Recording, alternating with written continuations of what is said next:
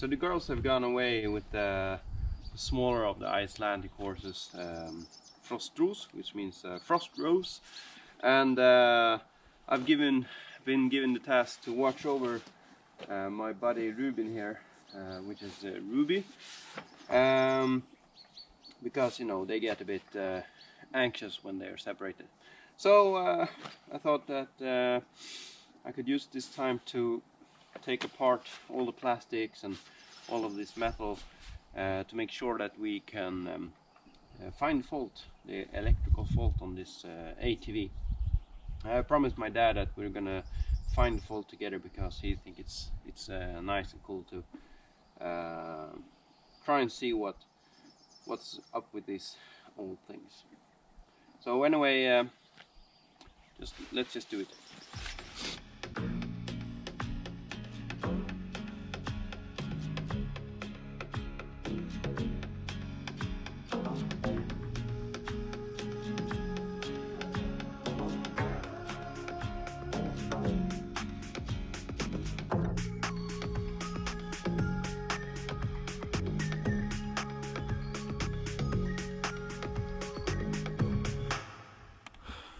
Look at this. I mean, it's supposed to be a fuse between here, but I guess it wasn't idiot proof, so when the fuse went, just put it like this.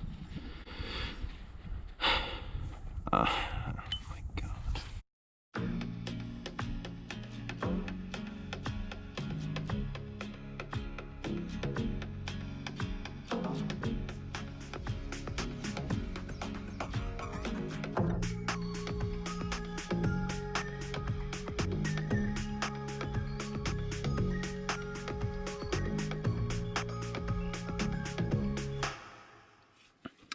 This tab here, it holds the plastic on the top together, so you cannot just bend it. You have to kind of like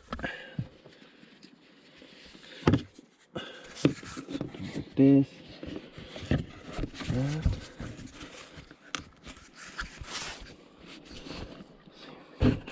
Now, yeah.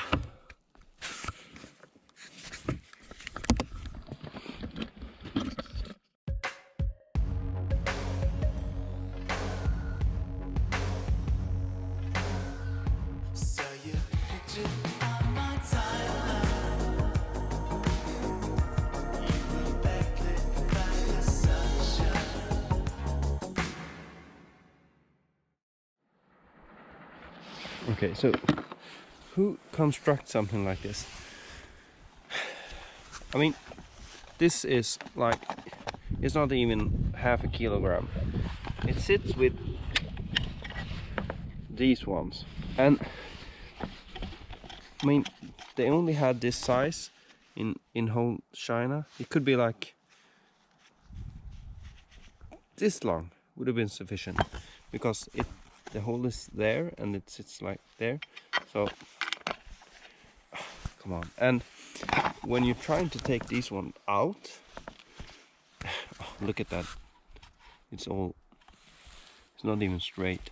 Then the steering is in the way, so you have to like take 3 of them out and have one like this, and then bend the steering bar to the side. You can get them out like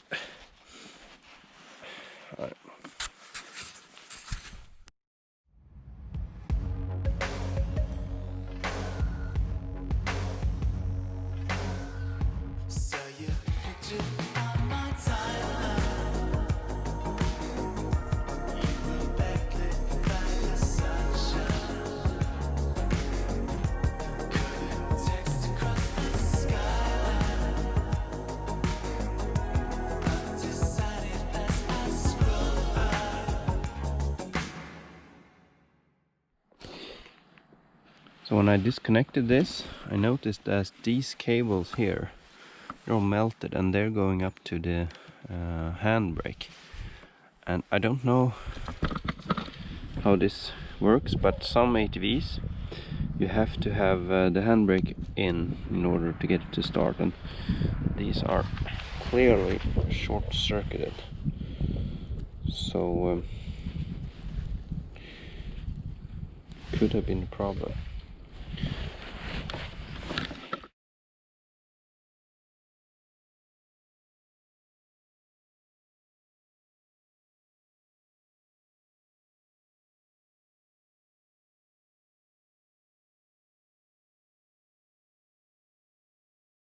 So I think now we can start working with it. We have access to everything. We can check all these connectors, see what's up with them. There were something strange, you know, with these this connector like went here, the handbrake. Otherwise, I think they look kind of good. And well, this one. You can see some, there's some, I don't know what to call it, you know, the copper has corroded there and wasn't actually really connected there, so could be a problem. There's also some, like some rust here, if you see that, I don't know. Might not be a problem. I'm hoping to get rid of this. I mean, who puts something together like this? So I'm just gonna take this off and put the battery back in and see what happens. If it was just a bad connector here, or if that handbrake was the problem. So the problem was supposed to be no spark. I don't know if you can see that, but I can see the spark there.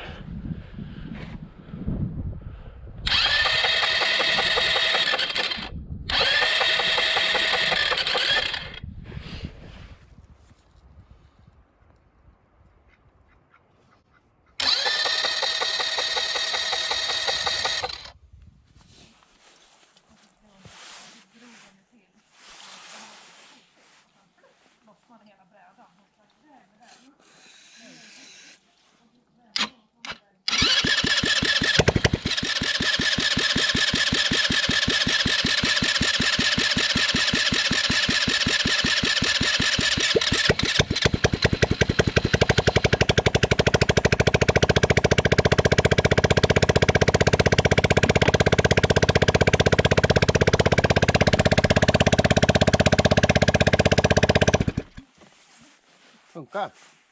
Otroligt! Om avgasrör sitter på plats så låter den inte sådär.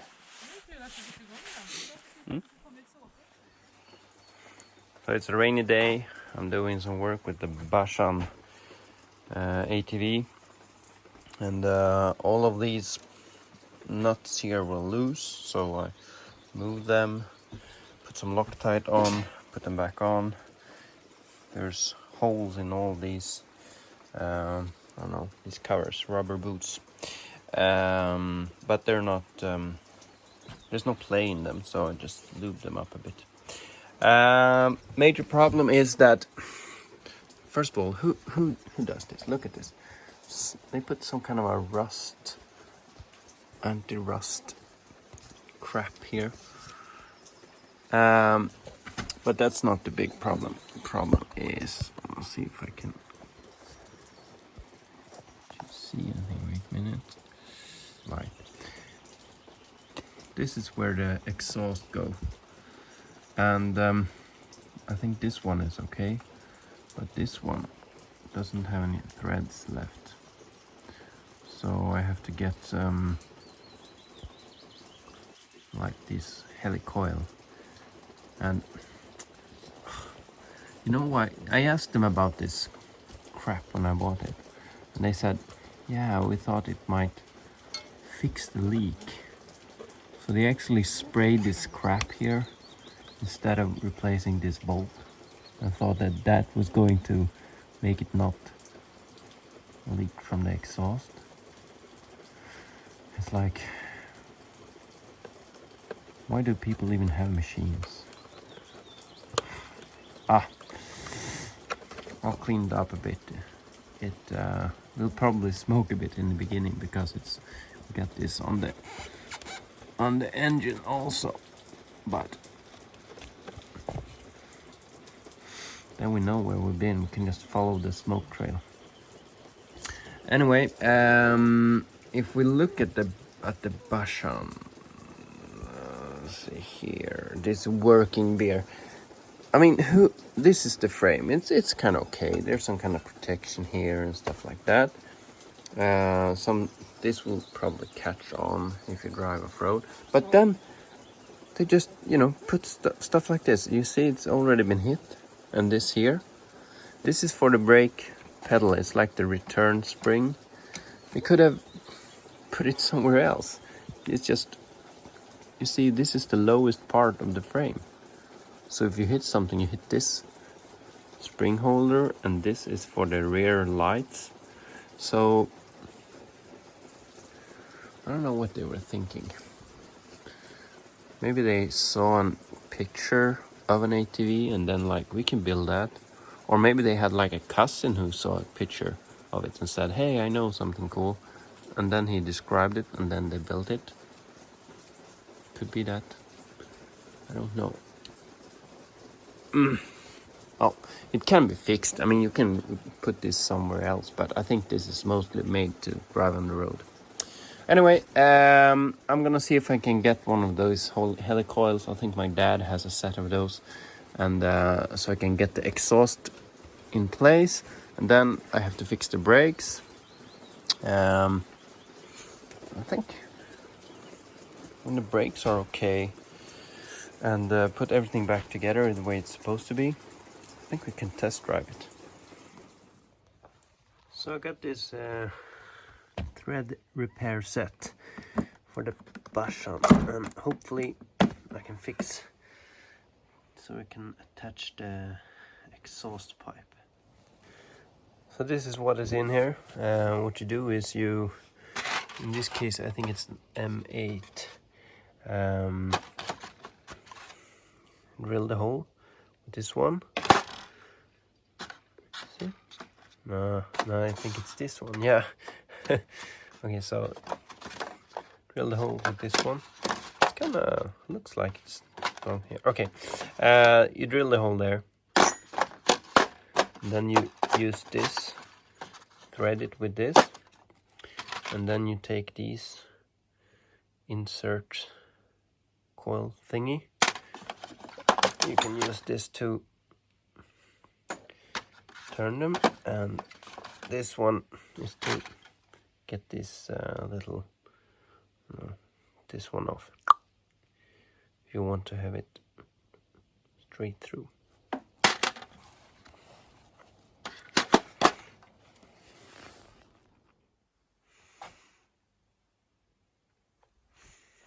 It's really kind of hard to get to this. See, it's up there. So I realized there's no way for me to get to that broken thread from underneath, so I'm gonna have to pull the engine on this one.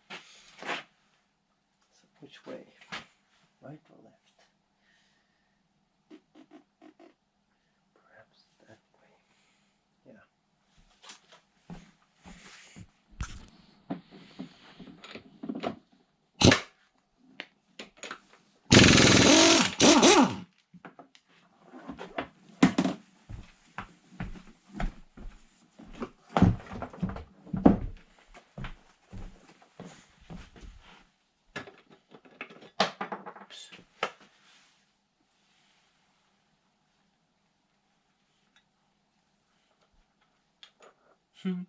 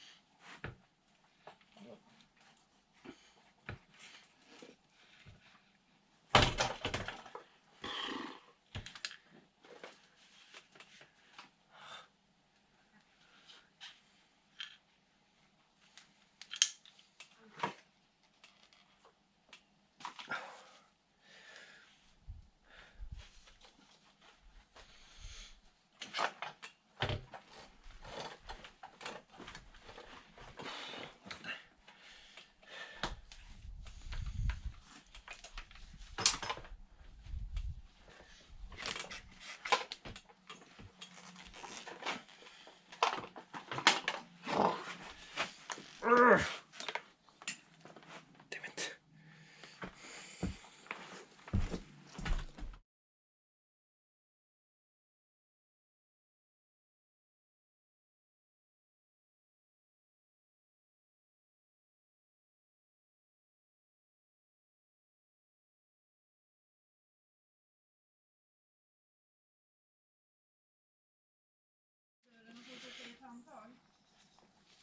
Mm.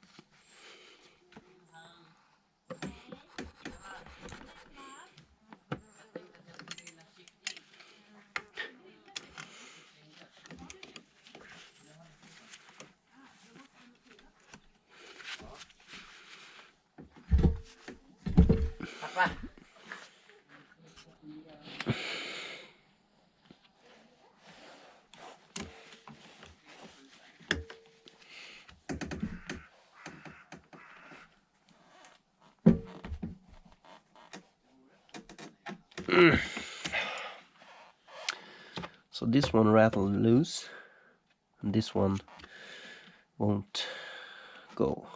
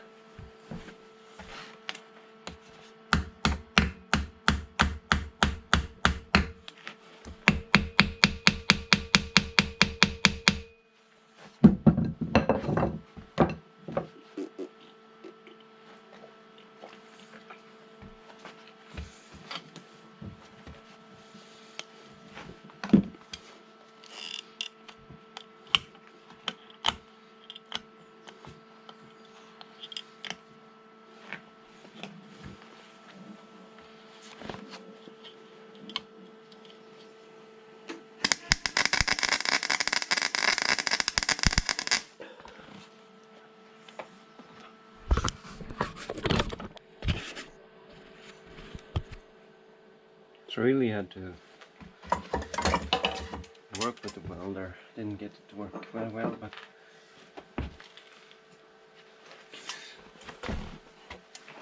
see what's happened.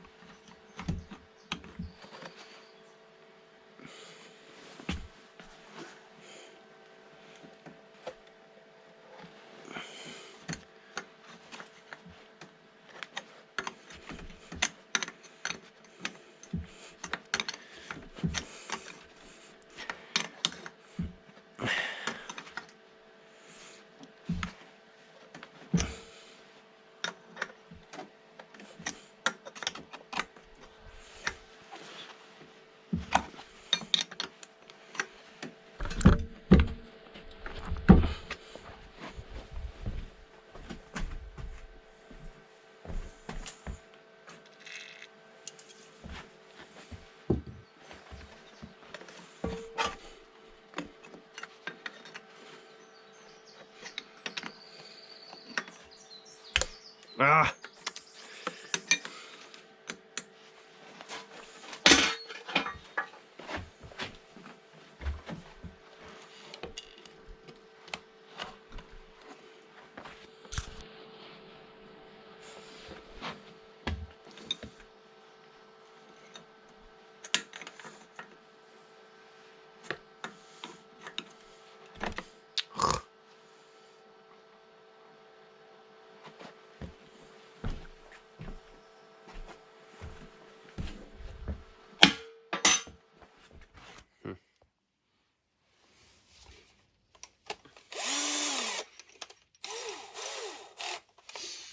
So let's put in some new threads in here.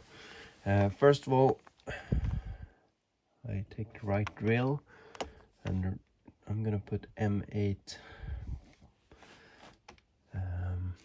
or am I? Yeah, I am. M8 threads. So first let's see if we can drill this really straight. Someone put a camera in the way. Okay. Let's do it.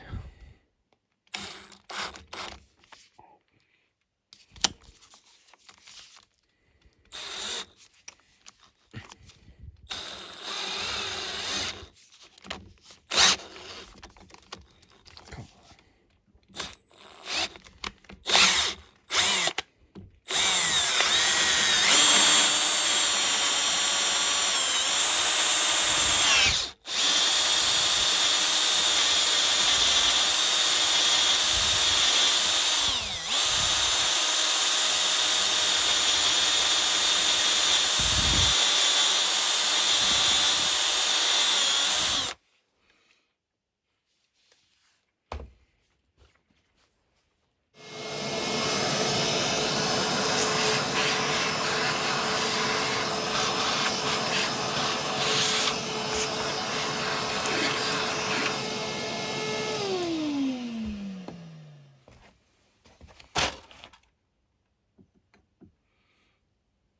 then we tap it.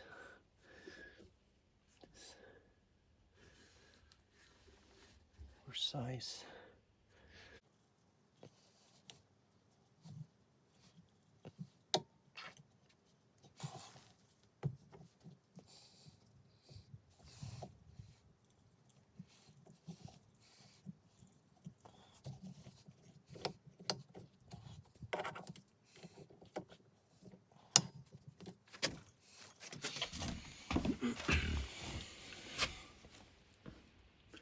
Okay, so what we do now is we take the correct thread. This is the M8, and you see there's this thing here, and you can also see it's meant to break right there. It is.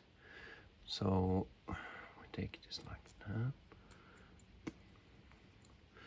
and probably we will not be able to fit this all the way down in there, but see what we can do. I don't want to drill too deep, you know.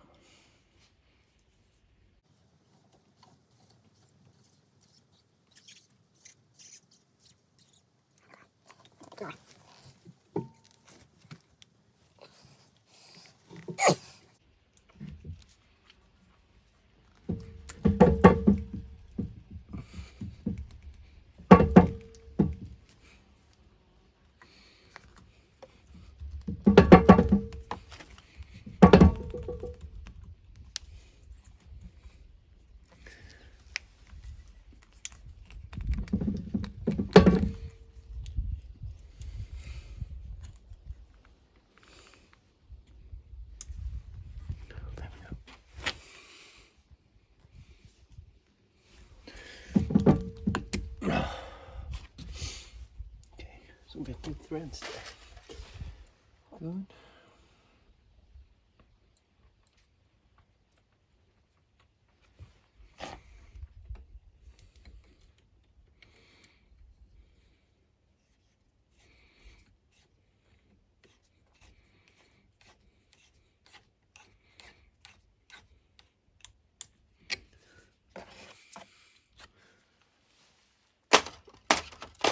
I'll take this little thing here. We just give it like a whack here.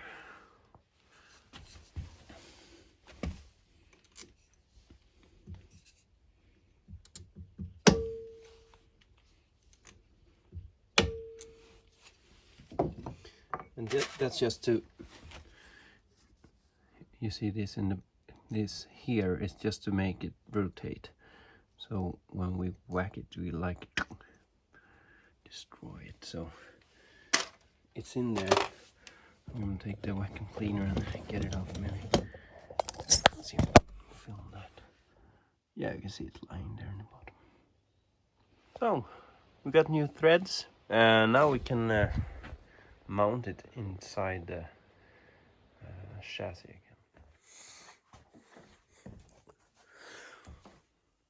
So I made some progress on the Bashan working bear. We call it now a Bakaga working bear, because Bakaga means crap in Japanese or something like that. Got this caliper hooked up, got some new brake pads for it, and there was this kind of spring in here to hold the brake pads.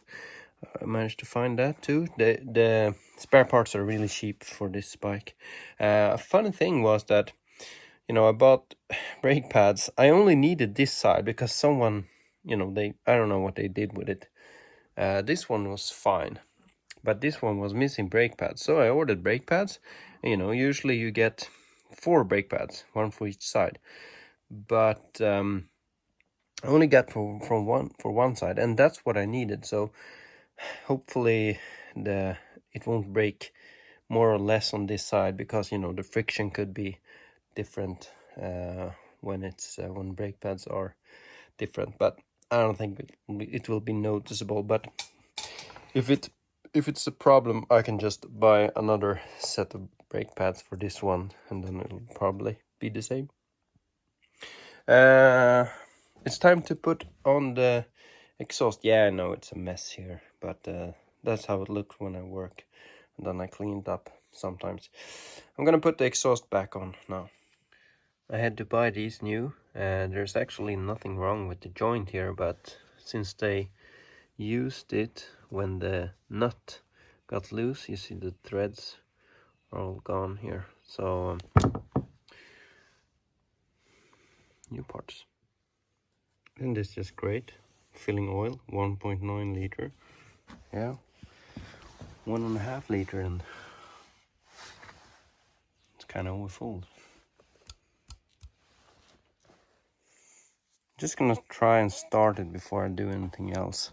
And this used to go to the starting button, but that doesn't work anymore, so we can use a plus here, I think.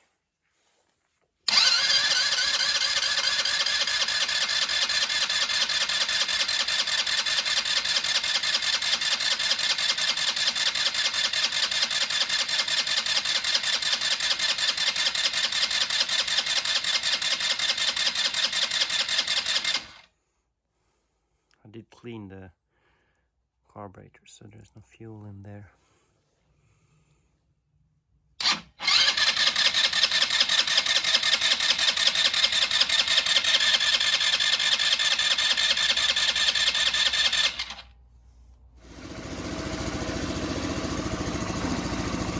Really is quiet.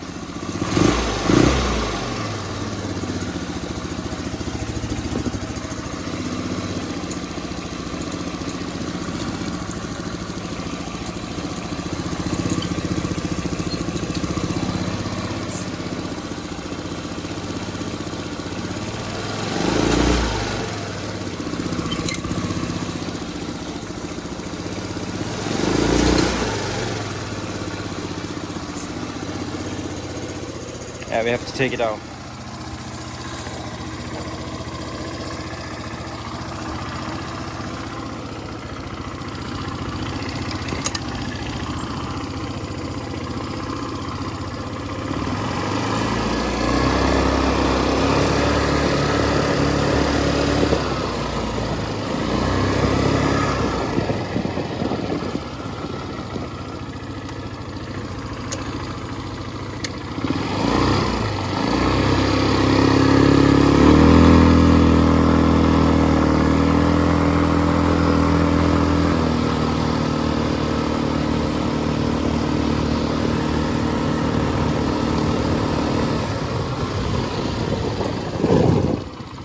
Brakes work.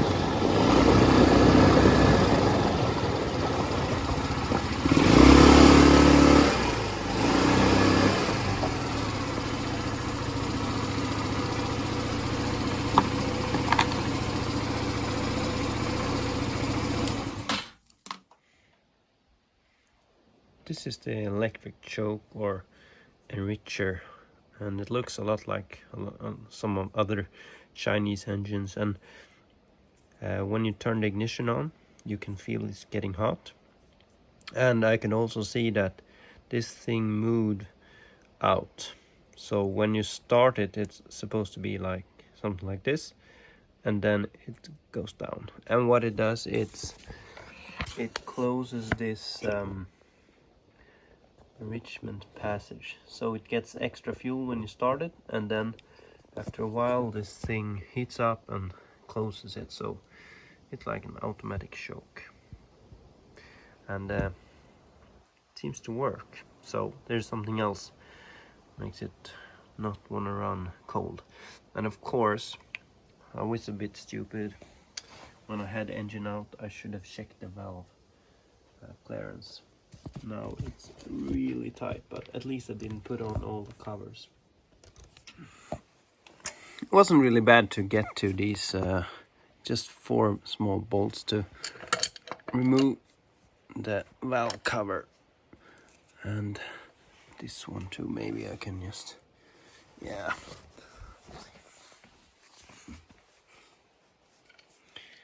Might be able to keep it there.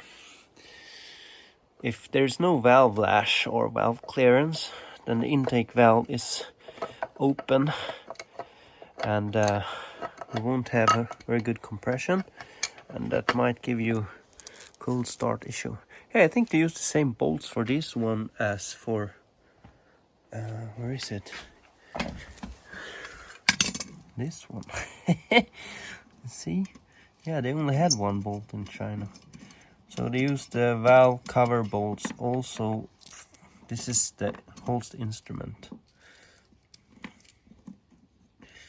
Nah, almost the same. Let's see if we can get it out of here then.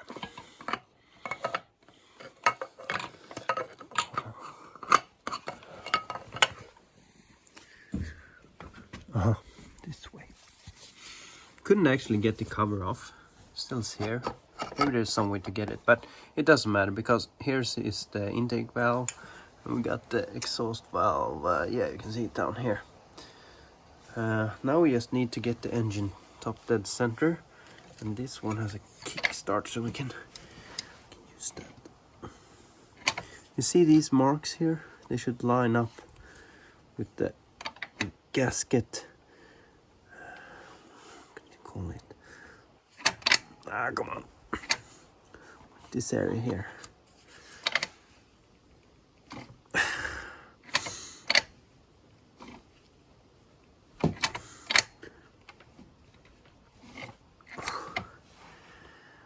Okay, let's remove the spark plug.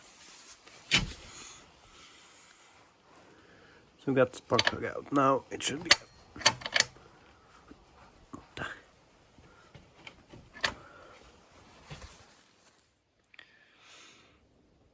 When you adjust the valves on these, see there's a mark there and a mark there, and they should line up with this cylinder head area here, so like this. And to know that your timing is right, you also have a stamped T. Can you see that there? And a small line, and it should be with this, should line up with this plate here.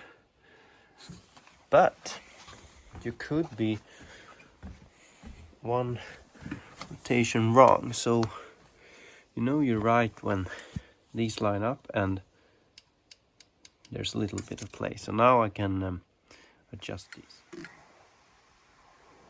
I did adjust the exhaust valve a little bit, but much. There was play in both of them. I was expecting maybe no play in the intake valve, but this one was good.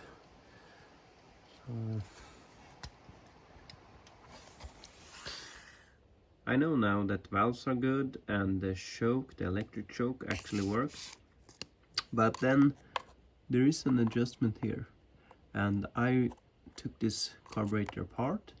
I cleaned it, so I know it's really clean.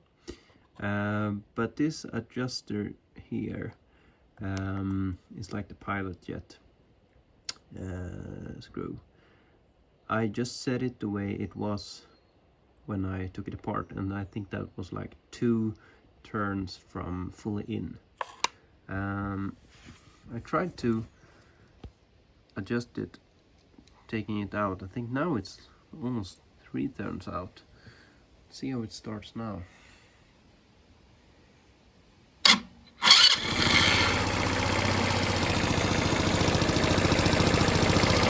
Now it starts much better.